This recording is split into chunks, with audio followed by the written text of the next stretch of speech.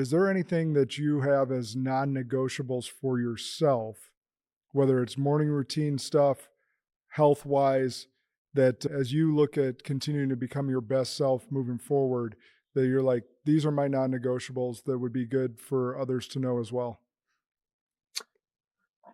My non-negotiables, I like to train early in the morning. I like to get up before the rest of the world's up. It's a very easy time to get a lot done because no one's bothering you. Your phone's not going off. You don't have scheduled calls. It's quiet. Everyone's still sleeping. I get up at 3. I come out to the red light. It helps wake me up. I eat my first meal, which is relatively light, so I can get into the gym and train by 4:30. I usually train for about an hour and a half, 2 hours, which is a good stint. But again, I have this all scheduled into my day. That's my non-negotiables, my morning routine. And the only way I don't do that is if I'm traveling or if I have some specific engagement that doesn't lead me to do that. But it's very rare that it does. Outside of that, outside of scheduling my training in, getting up early, is my day revolves around my food. I don't leave it to chance. I either have meal prepped in my fridge, or if I'm traveling, I know what to eat. I know if I know where I'm going on my travel, I'm already looking around there to see what the spots are to eat, so I know what's available to me. Leaving that to chance is a bad idea. So that would be the non-negotiables. I think for everyone is, and it goes back to the basics.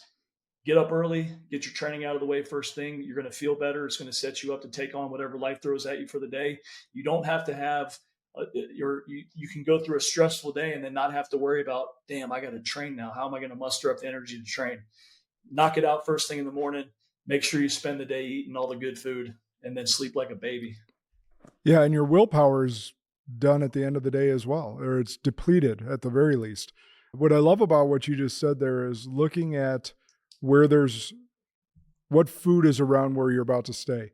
Because as we evolve in this, our life and our fitness and our nutrition, if we're making that a priority, one of the things I always do, and my wife is great about helping me with this, is I'll choose a hotel based on what their gym looks like. Yeah. And so if you're like me in that respect, okay, also factor in there, is there good food around you? Right. And so not just the hotel or the gym at the hotel, but also what's the food situation around where you're about to travel to. So that was something small you said I wanted to highlight that was a really good piece of feedback. Yeah. It's literally the first thing I do everywhere I go is look up the gyms and look up the food.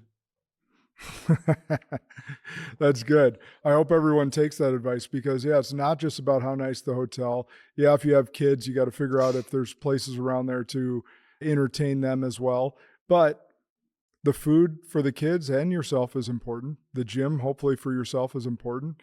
And if you're teaching your kids the right way, hopefully they're showing up at the gym with you as well. And then you can entertain them. This has been such a great conversation today.